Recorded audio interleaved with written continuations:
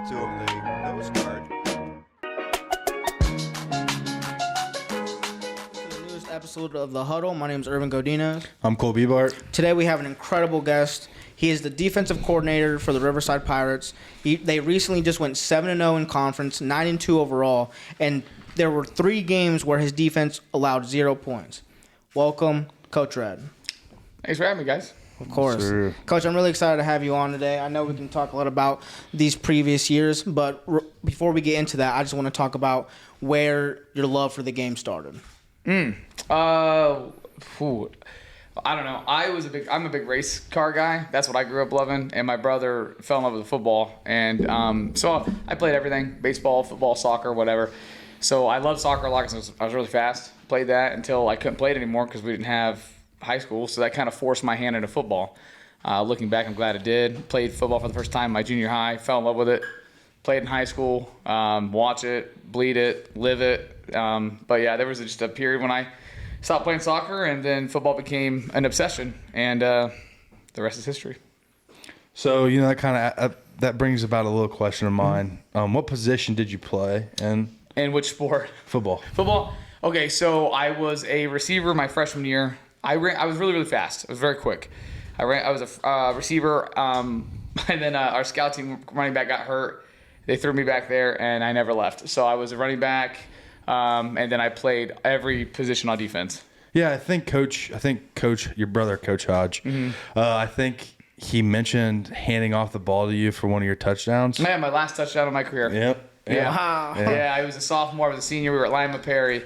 And I was a shotgun. I was to the right of him, just like a zone kind of play, and made a couple cuts, ended up in the end zone. He was the first guy there. I still have that ball to this day. Do you Actually, really? Yeah, I still do. Yeah, coaches gifted to me at our banquet that year.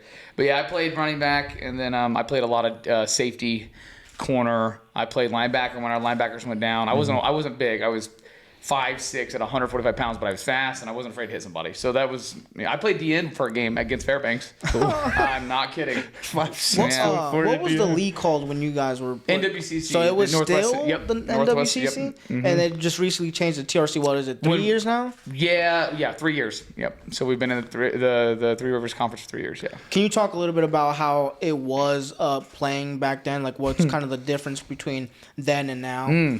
I would say safety is a big one that I recognize. Like I played with multiple concussions, head contusions. No. I remember getting rocked against Waynesfield. And they're killing us. I got rocked. I get up. I'm confused. Coach asked me what the score is. I don't even know what day it is. And 2 plays later, I'm back in playing. Now, I'm not going to sit there and blame the coach for that. It is what it is. We just didn't have the protocol in place that we do now. Right. I'm glad we do. Yeah. I mean, seriously, I really am. That's a big difference. I think the speed of the game's the same. I do. I don't think it's got any faster. I do think it's got more complex. I think coaches are buying into the analytics and buying into what the NFL does. And I remember some coaches, you could just show up, run base plays, run base defense, and do all right. Now, the amount of time I spend game planning for this offense and that offense and these little gadget plays and this do stuff. So I think it's a little bit more complex. So I want to try to go in order here, so I just kind of want to stick with the high school days right now. If you don't mind me asking, like, what was that record look like freshman and senior year? Throughout those years? Freshman year, I don't remember at all. Yeah. Sophomore year, we won the league. Okay. Junior year, shattered my collarbone because of Coach Hodge. What's that story? I was a fringe player, JV varsity, a fringe player. Was really doing really well. We were at a JV practice on a Friday before we played triad at the football field after school, just to kind of warm up because it'd be our first JV game that Saturday. We were running routes. I was playing receiver. My brother threw a ball. It got hooked in the wind. I laid out for it, tried to snag it, landed on my collarbone, snapped my collarbone. Didn't know I snapped it until I got the pads off later. Right. Yeah, I just had no idea. Finished practice, went in the weight room. Really, really had a hard time getting my clothes off. That's not normal. And I lost my entire junior year that year. So how was that ride home? Not great. Not great. I mean, it's not his fault. I mean, he can't control the wind. I think if he was a better quarterback at the time, maybe. But he was a freshman. I was a junior, and it is what it is. I don't. I mean, so you had Irv ask you, what's the difference of when you played now? Strategically speaking, what do you notice tendencies now versus tendencies then? I know that the triple option used to be huge when I was like in Pee Wee and up into middle school. A lot of it was like the wing tee stuff. That was very common to stop. Passing really wasn't. I think it was my senior year where we started to see some like teams going like West Liberty and Tri were going 5 wide. Oh yeah, and it was spread. Yeah, it was very hard. They had stud quarterbacks, stud receivers. For the most part, like Perry had a stud running back, and we shut him down because their offense was just so simple. Right, it just wasn't very complex. But and then I left high school. When I left high school, went to college and all that fun jazz. But the game just seems like kids are capable of doing more now. I mean, you see what these high school players are doing. You see the highlight reels. You're just like, man, even my best, I don't think I could have pulled that off.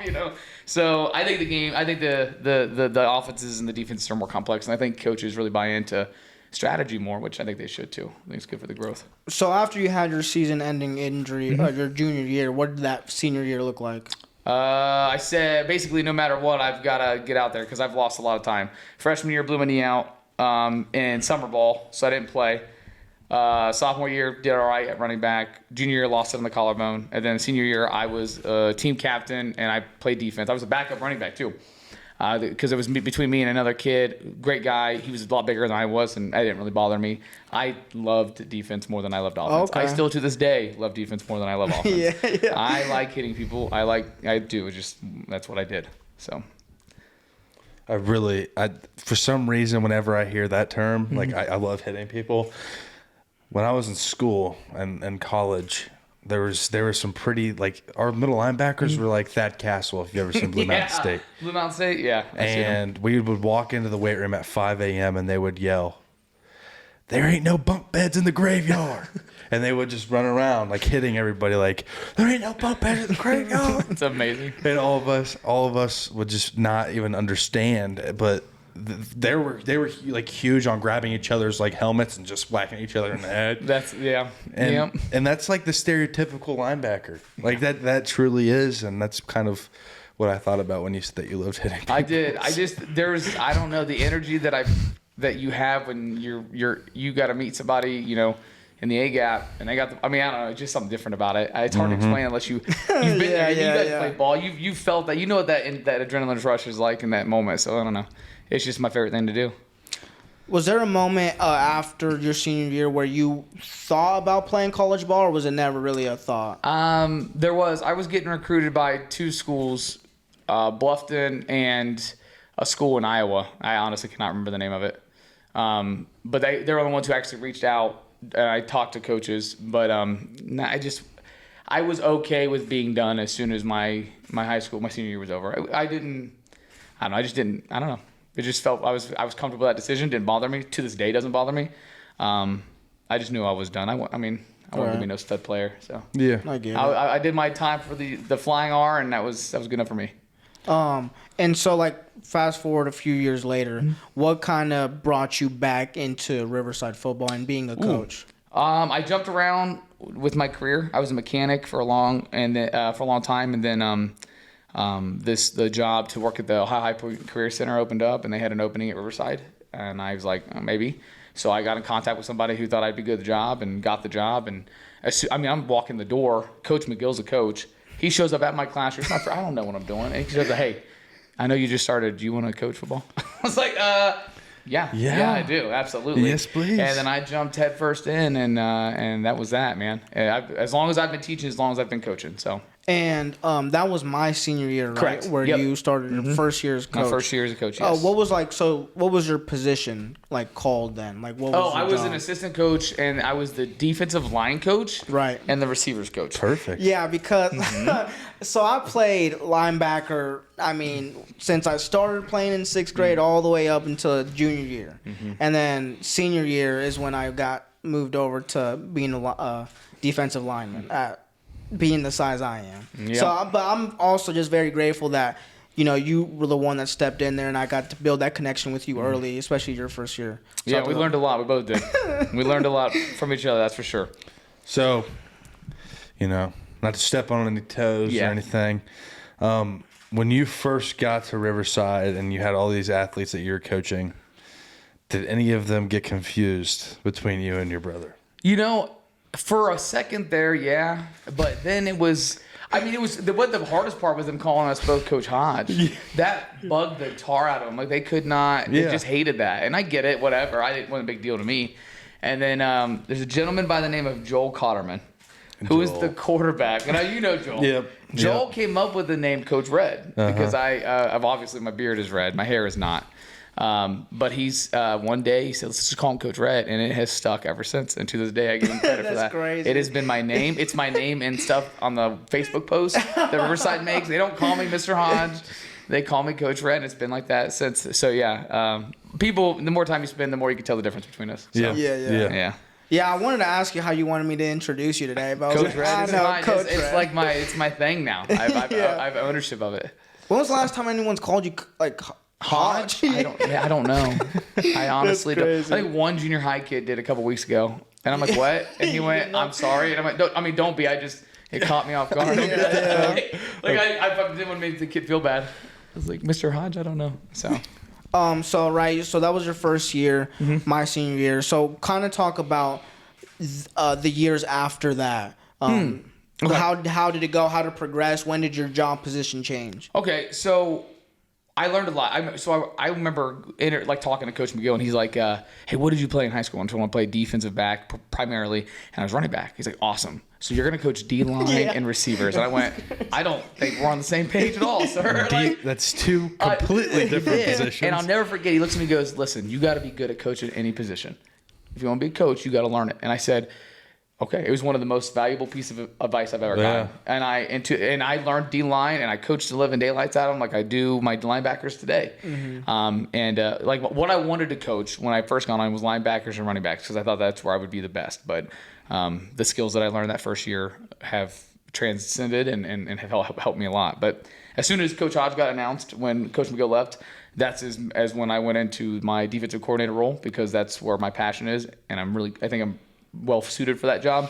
And then receivers and linebackers are my groups that I focus on. So basically, your second year, you were already. I was into a coordination position, which was a big shift. Yeah, that's crazy. Wow. Yeah.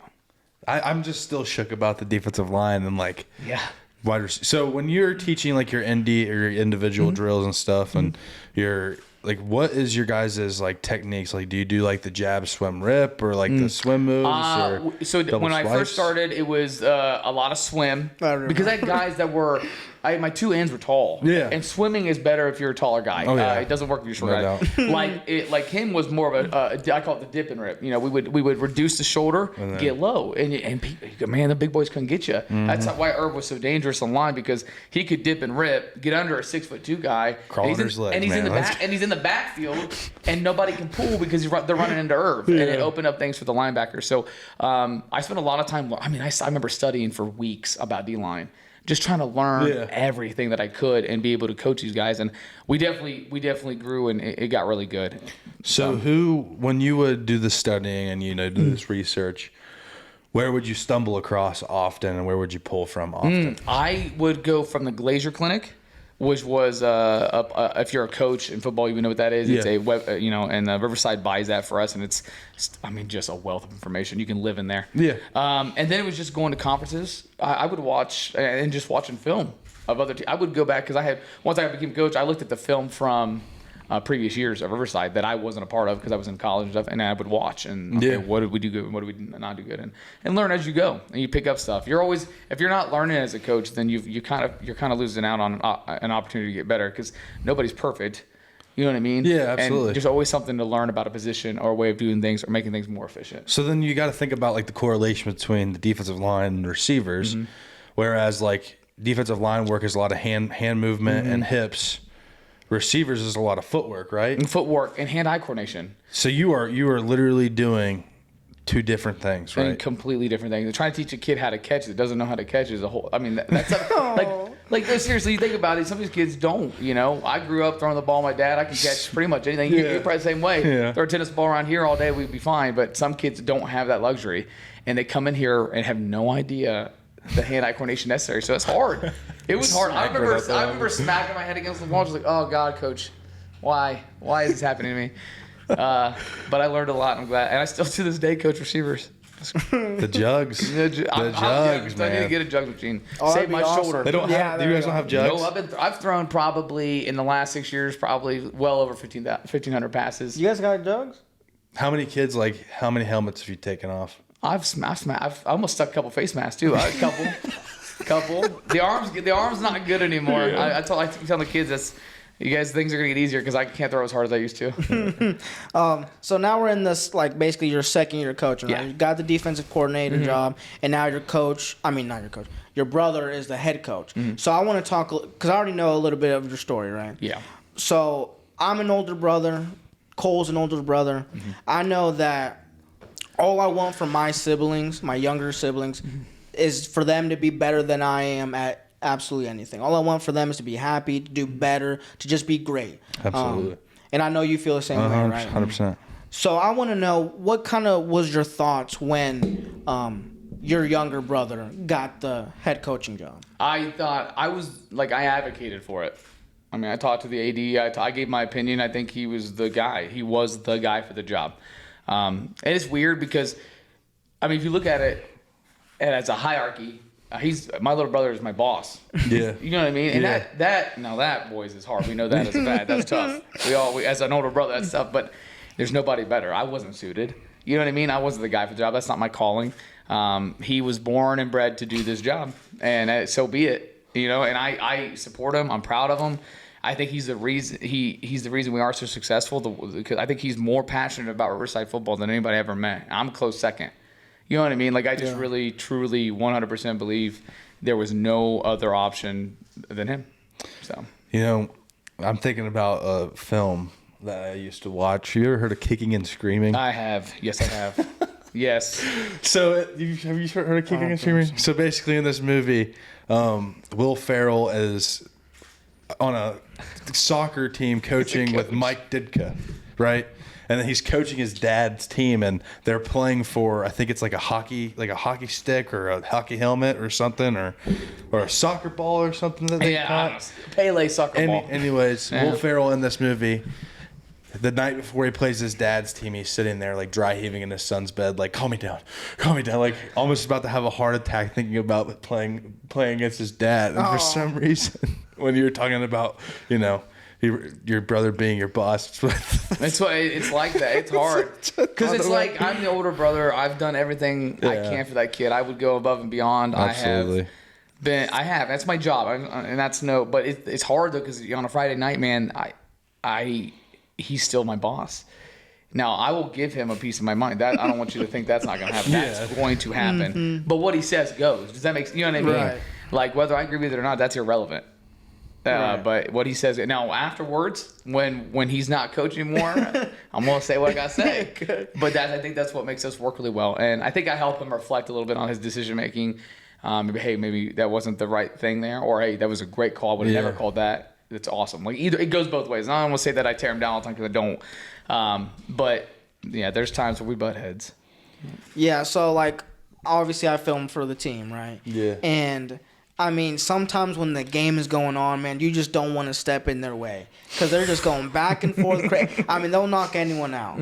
And, you know, just getting to watch them talk back and forth, it's a beautiful thing to see because you know that they're brothers. You know how close they are. And, like, this is something you didn't mention, but I know about. You guys, maybe Coach Hodge did on his episode. Yeah. But you guys talked about this when you guys were little kids. Oh, yeah. Being coaching Riverside football.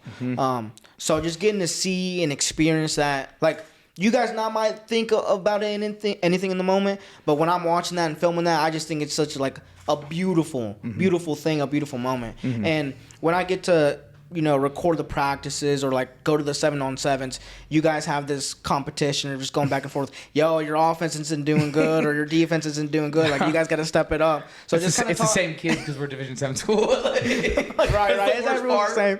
He's like, they're the same kids. I'm like, I know. One of us is a better coach than the other. Like, you know what I mean?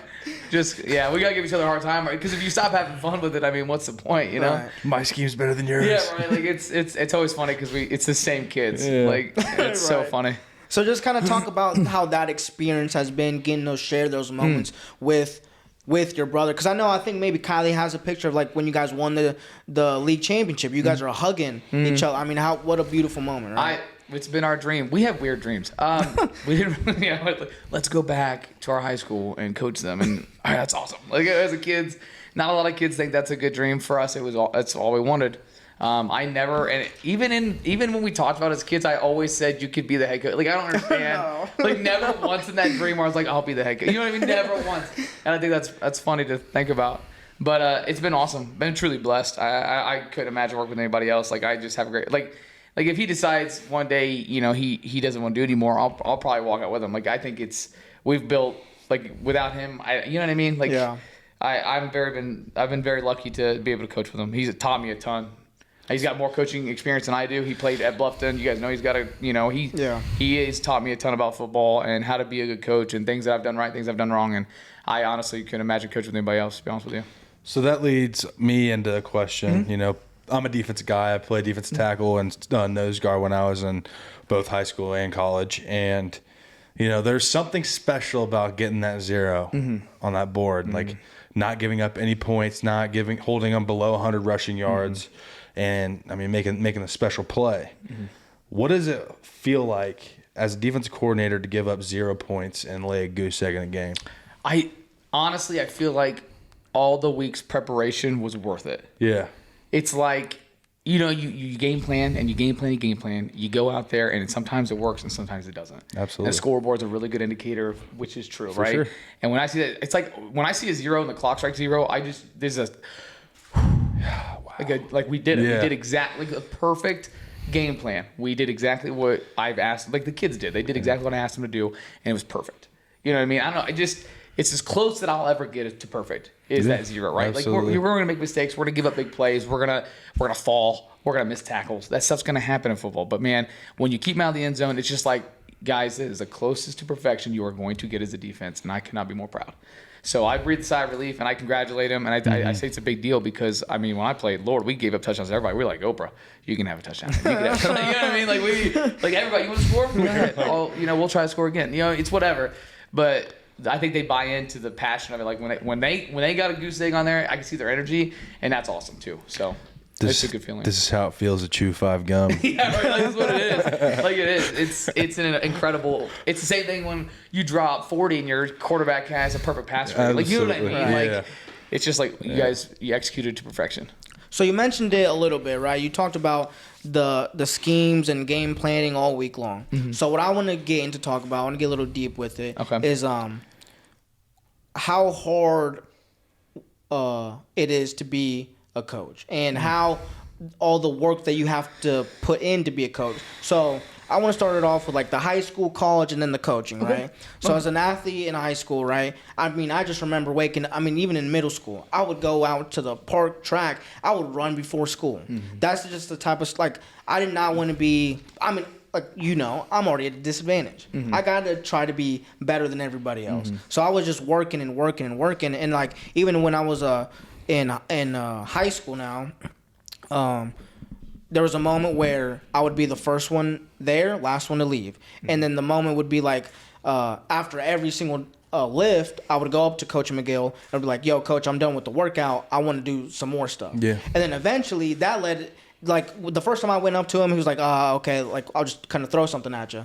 And then eventually it just started to become such a habit to where he was excited for me to come up to him at the end. Now he has something ready for me. And then eventually it led to the other guys joining me doing all the other stuff. So that's just kind of that type of stuff where I just wanted to be great for the school, my team. It was never about me. It was always to be better for everybody else. Mm-hmm. So I want to talk about what kind of stuff you did for college. So everybody's got that Rocky Balboa moment. If that makes sense, right? Like when he runs up the stairs and he's like, yeah. Anyways, so my Rocky Balboa moment was when I started. I was committed to play football at Heidelberg, and there's kids that are reaching out like, hey, when you get there and you have your first year, when you come back home in the summer, is there any chance that you could give back what you've learned and help us? And my sophomore year during COVID, there was a group of 12 guys from Ben Logan and Caleb Schindewolf came over a couple times, and he worked with me a little bit. And all I did was I took my knowledge from my coach, Kalen Humphreys. He's with Indianapolis Colts now. And I kind of just brought it to back home, and I trained, Caleb. I trained some of the Ben Logan guys like Hayden Canal and some other guys. Not Blake Peterson, the Peterson kid that was there. Danner was there. My little brother was there. So it was like this big crew, and every single day, man, like I left there and I'm like, that's my Rocky Balboa moment. This is what I was put here for. I think that the good Lord put us here to be servants, to learn, to grow, and to provide. Mm-hmm. And that incident right there was kind of something that was just like, yeah. I mean, not only was I able to prep for my season coming up by doing this stuff with them, but I was also able to spread knowledge and also get feedback. Mm-hmm. And there's actually, like, I got so far into it, and they were so fluid when it came to this stuff, that I had to dig deeper to find different drills. And one place that I stumbled across was called Lost Files. It was all of Chase Young's, all of his like indie drills. Mm-hmm. Him and JJ Watt, those two were like two people that I idolized. And so I would always watch their stuff, and then I would go out and try to mimic it, and then I would bring it to the table when all the other guys came too. So really, it's about creating your comfortable, essentially, right? Like, you start out super uncomfortable, and then you aren't as good as these, like, you aren't as fluid in these drills as you want to be, and then it ends up clicking eventually. And that was like my Rocky moment, like, and that's how I prepped every summer, every winter. And I came to realize that hips were a huge thing. Hips are such a huge thing. I tell you, preach. There was our last guest that was just in here was talking about doing yoga. And I had a coach that like swore on ballet because it makes you light on your feet. And there was a guy on our football team that actually took that serious and would go watch like YouTube videos, and I just couldn't find myself to do it because he would go up to like the yoga studio and be like dancing around like a ballerina. But I never did it. But I mean, he was probably the best person as far as like being light on his feet. Mm-hmm. I don't know. There's so many different weird connections that football has, like yoga, ballet, wrestling's a big one too. Like, a lot of successful football players are wrestlers at one point, and I don't know, man. It was just it was interesting. Yeah, it is. It's really interesting. I believe in the hips thing. I work a lot on hips. Yeah. That's a big key point in our off season is hip mobility, hip flexibility. I'm a big believer that's where speed starts. Coach, I want to run fast. Well, don't worry about your legs. Worry about your hips. Worry your hips. That's where it's all rotating from. Yeah. And if that stuff is fluid and flexible, speed usually naturally comes. Yeah. And height, if you want to jump higher, guess where it comes from. You know what I mean? It's like, I'm a big believer in that. I've even looked into getting yoga.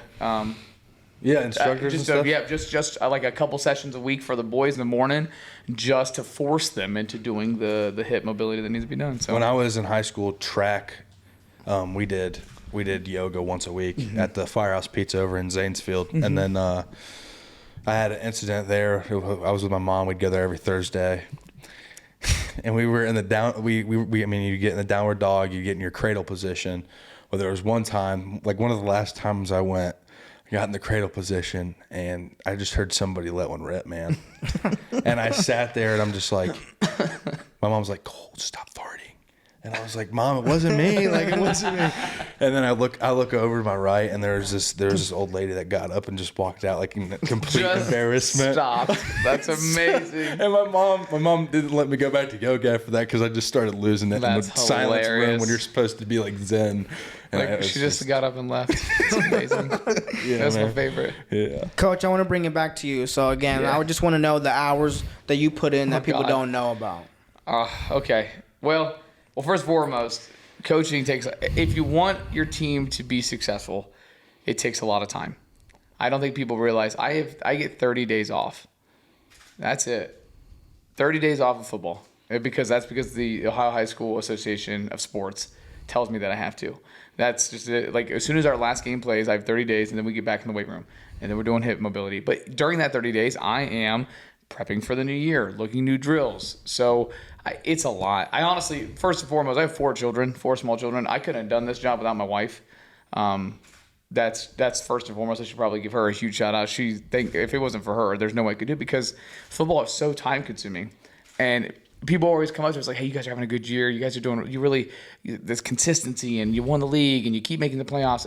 And that stuff's all great, but it's not happenstance. It's not because we're lucky. It's not because we're fielding the best kids in the world. We don't have any Division I athletes. Okay, we have kids that are bought in, that are willing to work hard, and a coaching staff that's willing to work really hard. I mean, one time we calculated now, I think I'm paid 3 cents on the hour for how much work I do. But again, I don't do it for the money. I do it because I love to see these kids grow. 100%. If people really saw how much work it takes and how much time, like me and my brother will put in, I don't. A lot of people who think they could coach probably wouldn't. Yeah. It's insane. Yeah. I mean, Saturday mornings. I remember my first 3 or 4 years when Coach Hodge was started. We would go in at Saturday morning at 5. We wouldn't get home until 8. Yeah. 8. That's a whole day gone with our families to prep and get stuff ready. Now, we've gotten to a point in our lives and our careers that we've gotten a lot more efficient, and we've learned new strategies and how to balance and stuff. But no, I think it's very inconceivable. You have to live it to understand it, because I can say and talk about it all day, but it won't do it any justice. Yeah, I wanted to ask you that question because I just know that, recording stuff, being around you guys, sometimes you guys will talk about how early you guys have to come in the very next day and how late you guys stay. And, I walk in there sometimes before the guys do for film, and I can see you guys talking about all this stuff. And it's just like, I just wanted, because people sometimes they think it's easy, right? I agree. Sometimes people think like it's just whatever, right? Yeah. And they don't really realize the time, the work, the effort, the sacrifice that you have to make. Not taking away time from your family just to be with a lot of random kids. It is. No, it's hard. If you want it to be, you want a program that means something, that has value to it, you got to put your heart and soul into it. Yeah. I mean, we're not successful because of happenstance and luck. We're successful because we work our freaking tails off. Right. Our kids work their tails off. Our coaching staff works their tails off. We have an administration that works their tails off so these kids can't play. You know what I mean? It takes everybody, and it is a lot of work. I don't regret it, but I mean, there's moments that I'm not going to get back because I chose to do this. But and so be it, because there's 40 kids that need me. You know what I mean? So I want to move on a little bit, and I want to talk about the season that just happened. Right? I want to talk about a very crazy game, a very close game, the Northeastern game. Okay. And I want to talk about specifically the end of the game, because it was the defense that made the stop and basically game was over. So just kind of talk to us about the whole situation right there. Okay. So the year before, Northeastern's a good team, high quality opponent. They're tough. They're bigger than us. They're in a higher division than us. They're good. So coming into this game, I was not 100% confident, I'll be honest with you, because we didn't handle them very well last year. The year before that very well. They took it to us. But we played tough. I don't know. Our guys were in the right position. Our game plan was pretty solid against them. It was late in the game. I had Gavin Osborne out there playing outside backer. He dropped into coverage and got picked by the ref. Opened up a flag route, wide open, touchdown. I mean, that's one play I think about. Like the play call was perfect. The execution was almost perfect. He got picked by the ref. It wasn't anything the ref did malicious. You know how that happens. The ref's trying to get out of the way. They're all converging to the same point. The kid read it perfectly. It ripped right off the referee. It was a touchdown. So that's what got them that 1 point. You know, but we were able to. They didn't get that extra point, which was huge. So I don't know. It was a close game. The guys dug in deep, made some stops when we needed to make stops. Often scored when they had their opportunities. It was definitely a team win. It wasn't any side of the ball did better than the other, because we all struggled. Yeah. Like, we had a chance to score and we didn't. We gave up that big touchdown. But as a team, big team win, huge team win. But I'm glad the guys stuck in there and won that one, because that's the game that got Coach Hodge the Bengals Coach of the Week that week. It was a big win for us. Yeah. We were not supposed to win that game. You can look at all the paper and everybody picks. Nobody picked us to win that game. And I'll be honest with you, I don't blame them. The way we played them the year before that, I wouldn't have picked us.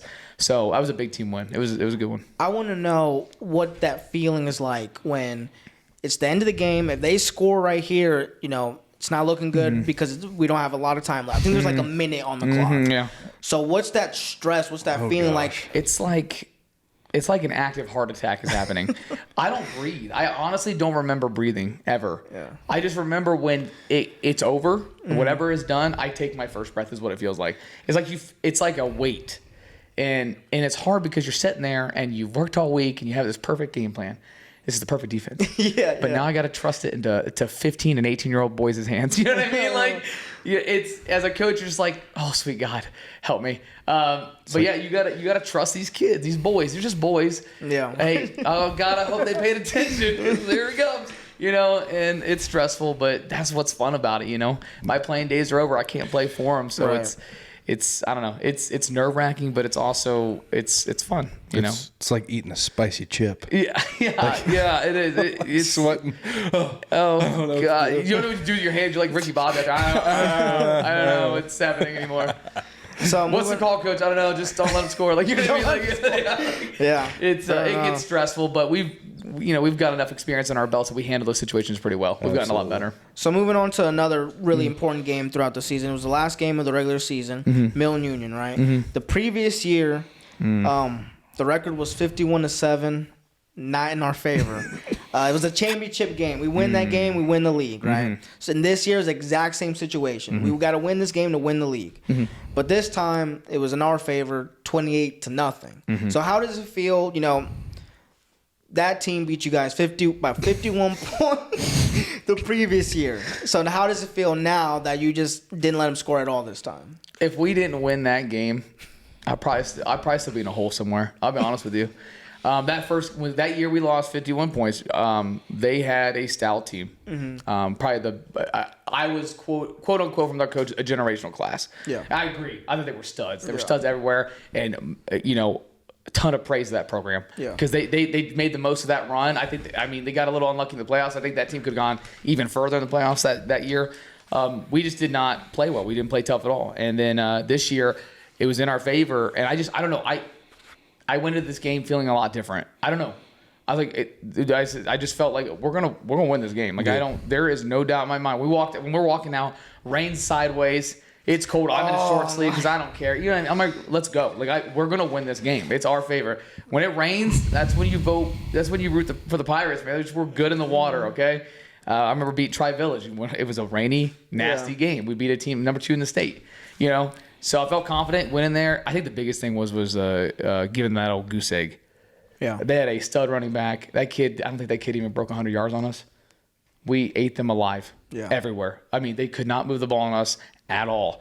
And with that game, that statistically made us the best defense in the TRC that year. And I made sure to say that at the end of the game in our huddle. Yeah. Statistically speaking, when it comes to everything, points, yards, we were the number 1 defense in the TRC that year. So what is that feeling like? That's top of the world. Yeah. That was amazing. For me, I know defense is only half, it's a third of the game. But for me, like all the work that I do individually, like on my part, it's just like, I don't know. I guess it's like, hey, dude, everything you're doing, all the extra work is worth it. Right. Because the kids are buying in, and they believe in it. And when you have affirmation like that, all that hard work is, you know what I mean. Like it's a good feeling. Absolutely. Yeah. And that kind of brings me to my question for you. It's very special to be a part of something bigger than yourself. And that's always been a pride and joy that I've been a part of when being a part of teams or helping others or, voluntarily doing things. What aspects about being a coach and being a part of something bigger than yourself is something that you have carried throughout your coaching career so far? I don't know. It's just I get like, I don't know. My joy comes from seeing other people succeed. Yeah. I don't know. Like with Coach Hodge, like getting, an award or being Coach of the Year at TRC. I don't bring home a single ounce of hardware. I don't get a vote for best defensive coordinator of their year, even though I self-proclaim myself as that. No, I'm just kidding. Like, I don't get an award for that, and that's totally fine. But seeing him get it, like when he got it at the coaches meeting, I could have cried there. Like I could have teared up. Like I was just so dang proud of that guy. Yeah. And that's okay. I like where I'm at. I like being in the back. I like being able to. I want kids to stand up tall, and all that people see is them and their successes. Yeah. I don't know. You get into coaching not to win.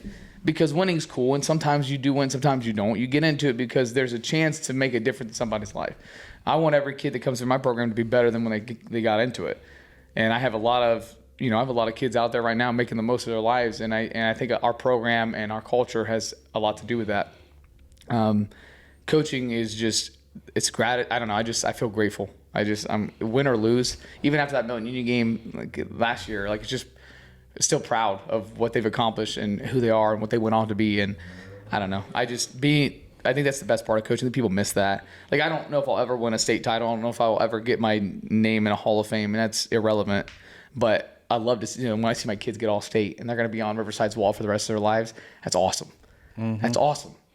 Yeah. So I don't know. Just their successes mean more to me than my own. I feel like there's got to be, some sort of recognition, especially for you and your brother, because you guys have done. Look, Coach McGill, incredible coach. Absolutely. Very successful when he was coaching. And I guess he just kind of, because I don't know what it was beforehand, but I believe it wasn't as great as it started to become. But, man, I know you and Coach Hodge, you guys have changed my life for the better. You guys have impacted me in a very strong and positive way. And I know many feel that way if you coach them, right? Yeah. And I just feel like... you guys are going to be there's no way anyone forgets about you two. There's just no way. I'm okay if it's not a big deal. I don't know. Well, my favorite interactions is we'll go to like a basketball game, right? And I'm sitting in the stands and a kid that's graduated 3 or 4 years ago comes in, sits by me and says, "Hey, coach, how you doing? How are you?" No, I'm fine. I'm doing the same thing I always happen. How are you doing? Tell me about you. Yeah. I started this new job. I'm married. Yeah. I got a kid on the way. I'm very excited about this. I bought my first house. I'm like, bro, that's awesome. Yeah. This is freaking awesome. You know what I mean? Like, those are my favorite interactions. Literally, those are my favorite interactions. Yeah, I'm just very thankful that I'm still kind of, a part of the whole thing, and I just get to experience and spend time with the both of you. So, I'm just grateful for the whole thing. I'm glad to have you, Irv. Yeah. You're the player that never left. You know what I mean? You live with us forever, dude. You're permanent staff. So before we move on to this season, right, I want to talk a little bit more about it. I want to know what your favorite memory was from this season and what it feels like to be league champions. Ooh, okay. That's a tough one. Okay, I think my biggest character building game, the game where I think our team learned the most, was the Cindy Lehman game. That game was an absolute roller coaster, highs and lows, man. An emotional high and low game. Mm-hmm. I'll tell you. So you guys know that game. Miles Plattfoot, starting quarterback, 4 years. Love that kid like his son. Irritates me to death, but I love him to death. But he sells out for his team on defense. Just lays out, swats this big pass downfield on 3rd and long, and lands on the turf and dislocates his ankle. All right, sells out. Did not have a worry about his own self-being in that moment. 4-year starter. First team, all state, this kid, this just kid. The ball. Just balled out and sold out on defensive side of the ball. Yeah. Okay, keep that in mind, the defensive side of the ball. And lost his entire senior season. Okay? And that was a moment where it's like, okay, what happens next is going to determine how the season unfolds. Because when you lose somebody like that, and it's never just one player, but when it's somebody that's impactful, that's boisterous and loud and is a leader, you're like, okay, how is this team going to respond? I remember sitting on the sideline praying with my team, the defense, and their eyes this big, like, oh, hey, Miles, what are we going to do? Like, we're going to be fine. We've prepared for this. Mm-hmm. You know what I mean? So we prayed. Kids get out there. They ball out. Defense plays really well, trying to stop, the player of the year for the TRC with Donovan O'Leary, who's a phenomenal athlete. We take them down. We got a backup quarterback comes in and scores touchdowns like he's been doing it for years. And our team just starts to roll. And we take that momentum and we roll through the rest of the season. And I think that was one of the biggest character building moments for our team I've ever been a part of. So it's probably one of my – it's bittersweet because I don't want to say it's my favorite, right? Like, I don't want anyone to get hurt. But I think Miles' leadership and the way he handled it and what he did for the team really – and I think it really, just set the team on fire, dude. Like, it really did. On the side of the ball where he's not the quarterback, he's just a safety. You know what I mean? It's just crazy to me. But yeah, and then winning the league, that was an amazing feeling because when we joined this league, nobody thought we could. You're playing Division 4 teams, Division 5 teams, Division 6 teams. You're a low level D7. You're a small little school in the middle of nowhere. All right, and a town that if you blink, you drive through it, you'll miss it. You know what I mean? Yeah. Like, no one thought we could, and we got there and we did in our 3rd year, and we've been in the championship game all 3 years. Yeah, you know what I mean? They may have not gone our favor, but by God, this last one did. So it was a good feeling. I wanted it bad. So like as a player, my junior year of college, I broke my foot, tore my Liz Frank, and it's devastating as a player to lose your season. Mm-hmm. What's it like losing a player due to injury as a coach? It's the most heartbreaking thing you can ever have happen to you. And it's not because analytically or strategically. Oh, I lost this kid, so what am I gonna do? When I see Miles down there injured, I I see a kid who put 4 years of hard blood, sweat, and tears into himself. Yeah. Made himself a stellar player, and then all be gone. And that's what kills me, is seeing a kid, like, all I think about is all the work they did to get to this point. And that tears me up. It eats at me because it sucks, but it's part of the game. Like, I lost 2 seasons of football on injury. Yeah. And I only got to play 2 years of football, technically. And it's hard. But when as a coach, you're like, oh man, that kid put so much time in. Worked, like, same thing with her. I remember his knee went out. I mean, I was almost in tears. That was a hard one. It was my first year. I did not handle that emotion very well at all. Yeah. Because it sucked. I remember picking him up. I was helping him carry him to the table, and I didn't know what to say to him. I gave him a hug, kissed you on the forehead, and I tried to go back to work and help the team because I didn't know it's hard. I see the work these kids put in and it be taken away really quickly. Yeah. That's probably the hardest part. Mm-hmm.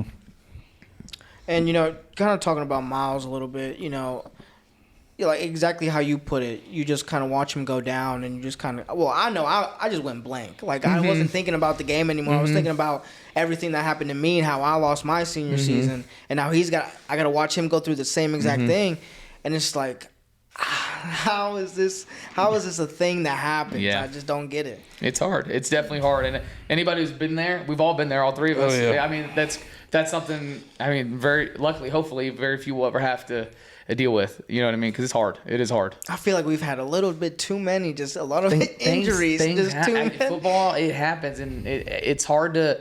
You do your best to prep the body for this, but like, when you get on turf, that's a different ball game. It's like playing on carpet. It is, and bad things can happen. And and I'm not saying that the field condition was bad or anything like that.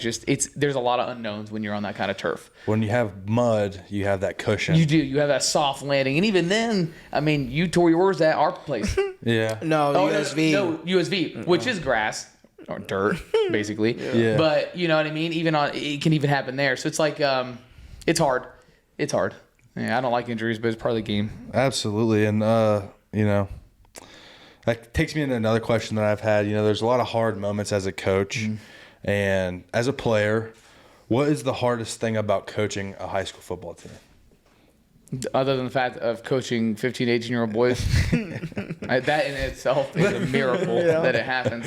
The hardest thing to do is get them to do exactly what I ask all the time when I want them to. Yeah. So, hey, that rep was bad. Do it this way. Oh, that'll fix it. And then they go and do the exact same thing again. I'm like, oh, it's like you almost didn't hear anything I said. That's awesome. You know what I mean? Like, what do you say? Like, and then you have to deal with all the testosterone and all the growing pains. And it's just, everybody's got anger issues. Yes. So it's like, it's always bad. No, I love coaching them. It's just, it's hard to get them to understand sometimes. And I think you got to be weird, because there's some kids you can be a little aggressive with, like, hey, listen, man, let's go, like, you know what I mean. And there's some kids that you can't, because of how things are at home, or you know what I mean. You got to really approach it differently. Absolutely. Coaches got to be fluid. You got to be fluid with who you have and how you have them, but somehow set the same standard. The standard doesn't drop. I don't care what your story is or your background is, but I will approach it differently to help you out. I promise you that. But if this is the standard, that's the standard. There's nothing I can do, because if I decide to allow the standard to drop, then I have failed you as a coach. My job is to push you to be more than you ever thought you could be. Absolutely. That's what I'm paid to do. All right, and that's a hard one. You just got to kind of balance it out.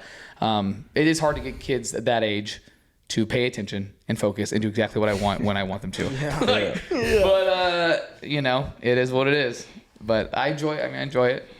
I want to talk a little bit about your coaching staff, because I know that you guys played together for a few years. So just kind of talk about them and what that situation is. I played with everybody except for Coach Bell, because he's like 100 in football years. No, I'm just kidding.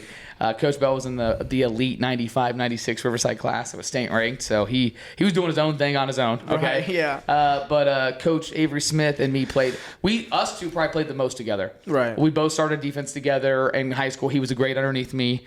So we played a lot together. What position did he play? He played linebacker. Okay. I played safety behind him and over top. I'll tell you this little story. We were playing Marion Catholic school that doesn't exist anymore. And we both went to go intercept this ball that they threw, and we didn't see each other, and we absolutely just smacked each other. I'm talking like hilariously hit each other and flipped the other way. And I look up, and then like I'm laying down, I get up. I'm like, "Did you catch it?" He's like, "I caught it." And he had the ball. Yeah. So we're celebrating while we're laying on the ground. But that was one of my. I remember that. That's one of my very few memories of that game. But yeah. But I played a lot with him, probably the most. My brother was always 2 years younger than me, so I didn't get to play with him because he broke my collarbone. I don't know if you guys remember that. Yeah. But he got to come in my senior year. The last game of the year, our quarterback went down.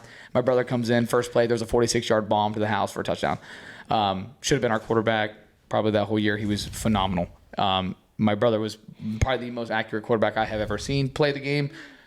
He has a touch on the ball that is, I can't really explain it, that I can't replicate, even though I have tried. But I played. But I played with him my whole life, like playing the backyard and stuff. Coach O, I played a little bit with him.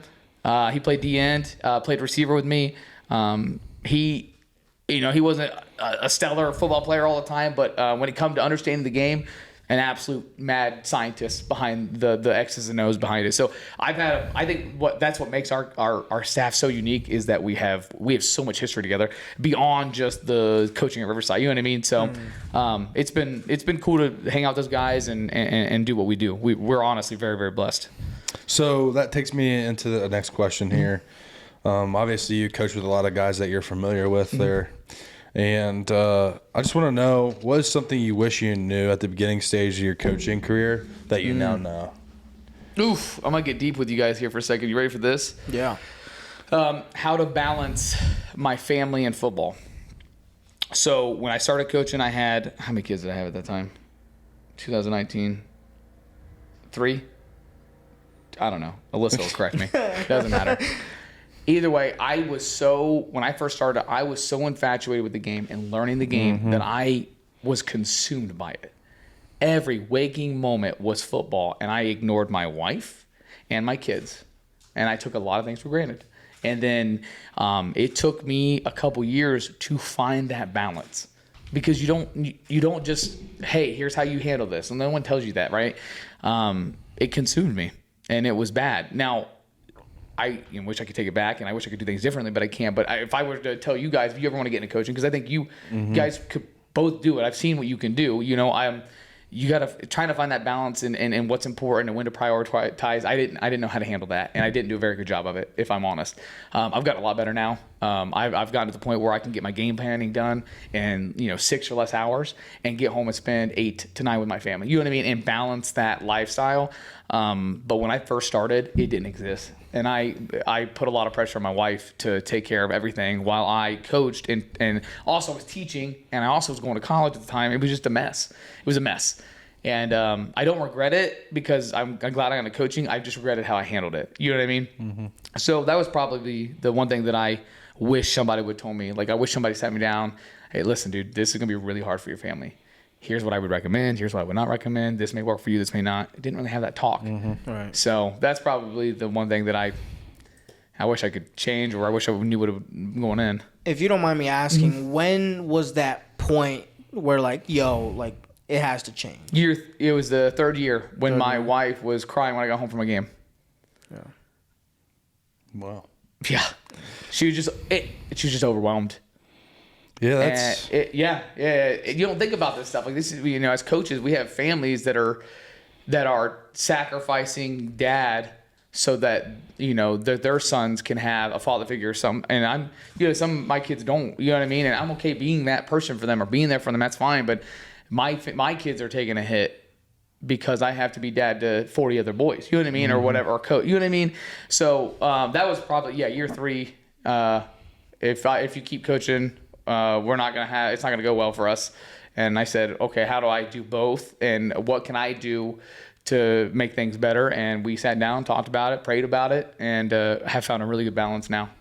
I'm really happy that you're open to us about talking about something like that, because again, people think it's easy. People think it's nothing, and yeah, it's just not. It's hard. Right. And I'm just happy that you're able to talk to us about that and just kind of spread that around. Spread wisdom. If you're not spreading wisdom, then what's the point of everything you've learned? You know what I mean? Like, somebody can learn something from you today if you're willing to tell them. Absolutely. And if there's a young kid who's maybe going to watch this podcast and wants to coach, and one day you're going to get married, Lord, I hope I helped you a little bit. You know what I mean? That's all I can ask. It's like I don't know. Like, I see the perception almost, if that makes sense. I don't have a wife and kids yet.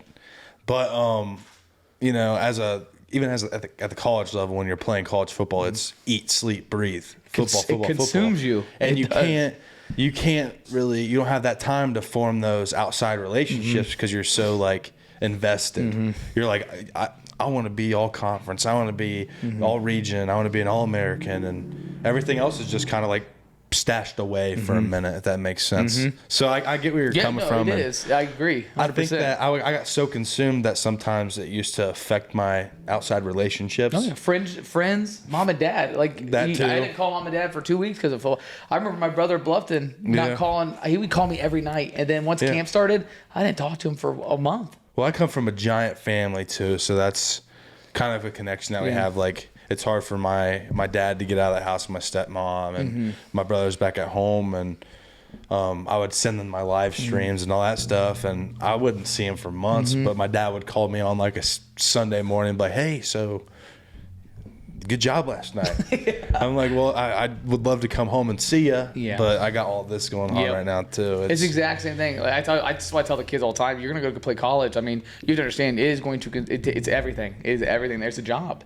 I mean, football is a job at college. It really is. I don't think people miss that. Like, it's a lot. It's at the smaller level, like the powerhouse D3s or like the Division II.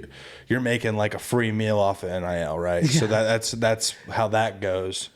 But it consumes you, and the pay is the memories. Yeah, that's the thing. And I don't know. Like, we had one of our buddies come on, and he was talking about NIL and how he thinks that it ruins the nature of football and the tradition and the value.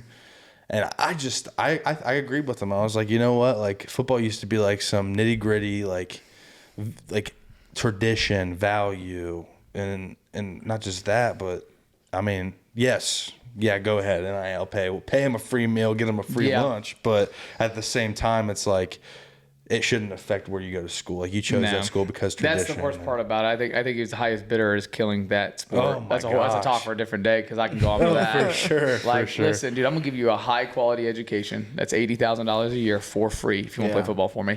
And if that's not enough to buy you in to get a world renowned education, then goodbye. You know See you later. Yeah. Thank God I don't have NIL money.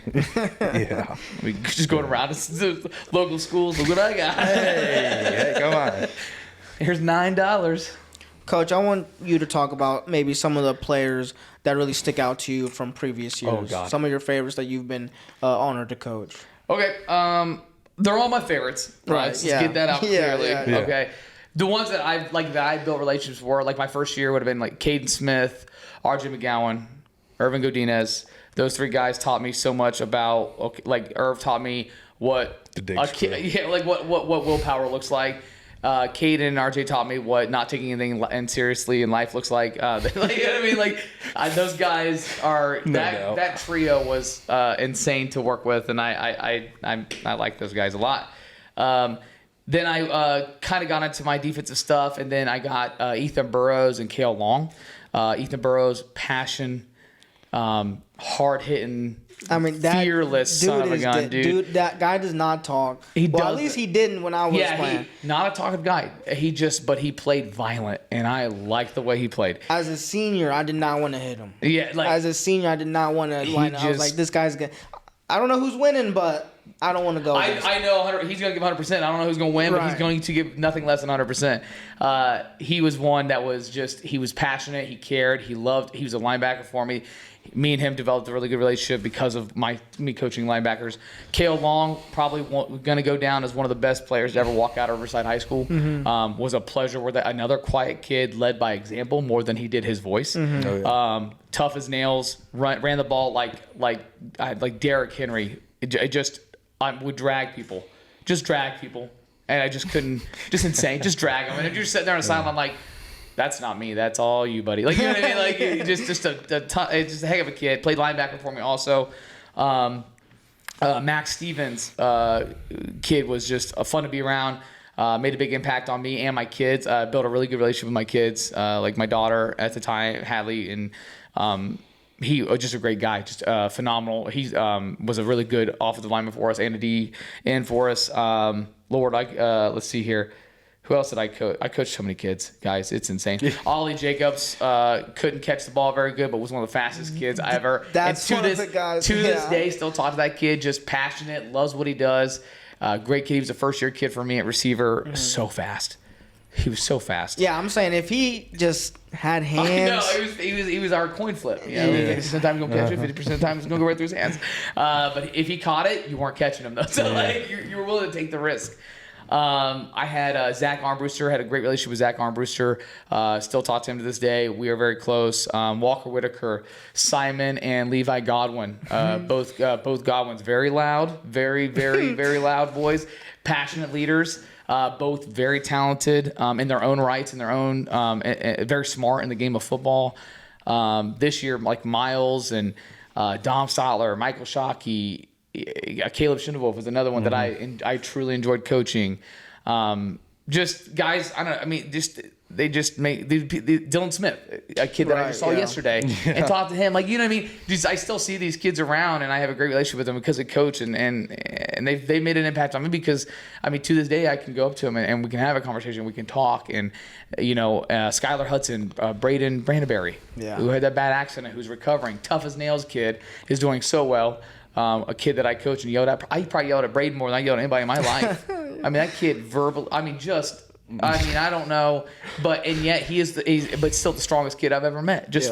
He's resilient. Yeah. I've had the honor to coach a lot of great kids, just a ton. But those are the ones that that I still talk to this day, have a relationship with.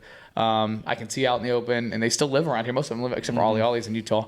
But that I have a good relationship with. But I've been very blessed with the kids that I've been able to coach. So that takes me into another question of mine.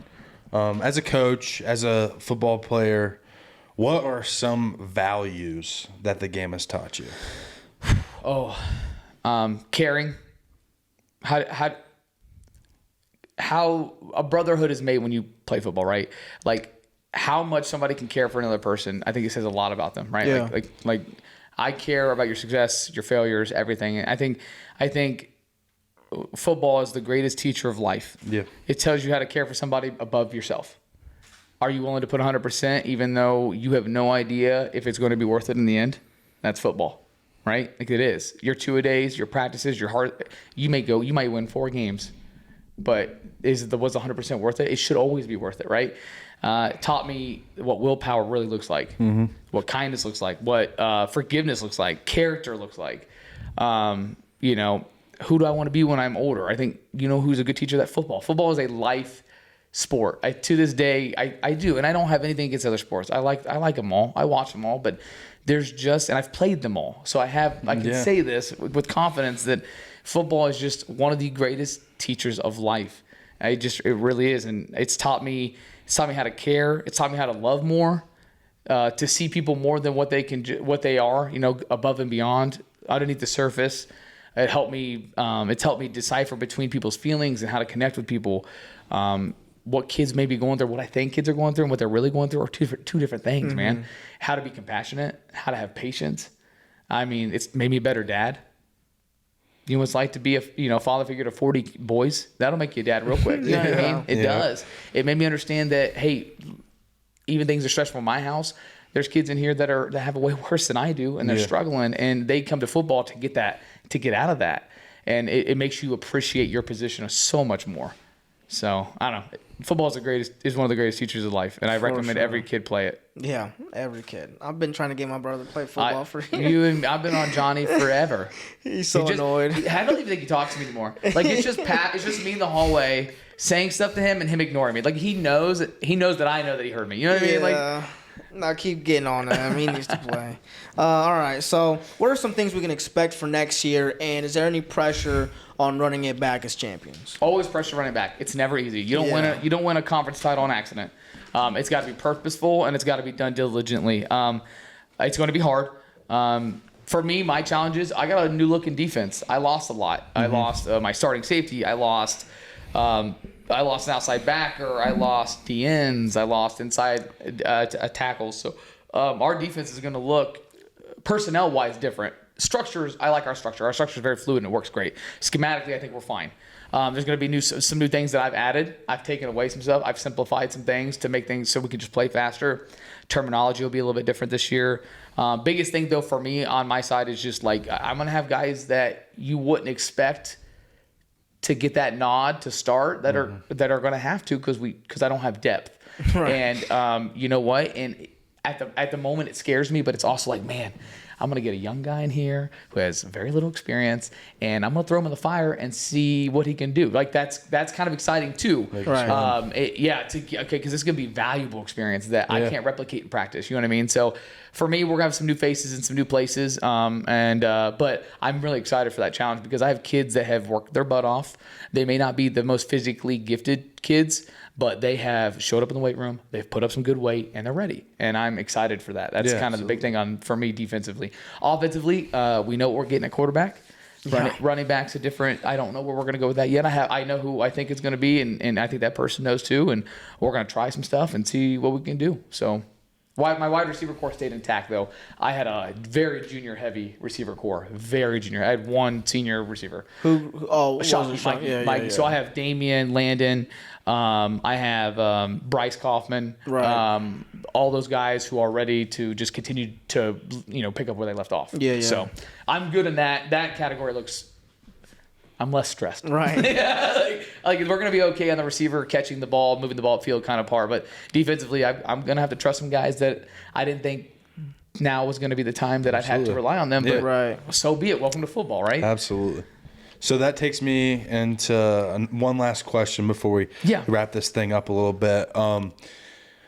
What advice would you give to high school athletes or say your younger self? I would say stay active. Don't go through high school and do nothing. Be involved in something because there's so much growth and learning that comes with being a part of a group and a team. And I don't care if you play sports or not. Mm-hmm. If you want, I don't join Interact, join BPA, join something, meet people, connect. You have to be able to connect with people because it's hard to go through life without anybody, right? Absolutely. So that's my biggest thing is like I see kids like they just don't do anything. And it's like, man, you're missing what could potentially be your best friend. Absolutely, yeah. A memory that you're never going to forget. A moment that's going to change your life because people don't get involved. Mm-hmm. They're too scared. And when it comes to athletes, keep working hard. Like I said earlier, with football for sure, but with every sport, are you willing to, if you're going to put in 100%, make it worth it. All right? Don't give me 80% in the off season and expect me to trust your 100% come season time. Mm-hmm. I think every coach, can say the same thing. Be there. Open gyms there. You're a basketball player. Be there. Weight rooms open for football. Be there. The weight room's open in general. Be there. Yeah. No athlete got worse by lifting. You know what I mean? Yeah. That's a PSA to all my football players. Like, get in there. Be better. Because I'm not okay with being average, and I think a lot of people would agree, right? And average comes from being complacent and thinking that what you have already is enough, and it's not. Work hard. Go after it. Don't be scared of failure. Failure teaches you more than you'll ever know. So that's my biggest things. Coach, we really appreciate you coming on today. That's all we got for you today. And, I'm very happy that we had this conversation. I'm happy that you made time for us today. And I think a lot of people will enjoy this episode as much as I did. Good. Well, thanks for having me, guys. It was awesome. I really appreciate you guys. You're super professional. Can't wait to see you guys go pro. But, yeah, thanks for having me. Anytime. Hey, stay tuned for more of the Huddle. Thank you, Coach. Yeah. That was good. That wasn't bad. Right?